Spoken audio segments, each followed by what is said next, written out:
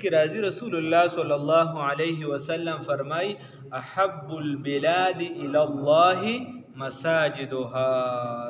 ویږي به خبره د الله رب العزت په نسبت باندې الله رب العزت ته چې د ټولو نزيات محبوب او خوښ ځایونه دي سری جمعهتون دي سریه جمعهتون دي. ویږي به خبره او الله ومن اظلم ممن منع مساجد الله یذكر فيه. ویږي به خبره باندې وان المساجد لله فلا تدعوا مع الله احد. دا جمعهتون د الله کورونه دي عزتن تکریما دي د الله کور ویل شي. ویږي به خبره باندې نو پکار داسې دي او الله ته ناخوښ ځایونه هغه څه شي دي هغه خاریو د بازارونه دي او الله ته خوښ ځایونه په مقدس مکه سری جمعهتون دي چې زمونږ ډیره واسطه ده د مسجد سره ډیر تعلق ده د جمعهت سره وي ډیر تعلق او عبادت و غیره د چې د جمعهتون کو جمعهتون په سنت سره څه کو خيسته کو د کشن درس قرآنی پکې درس حدیث پکې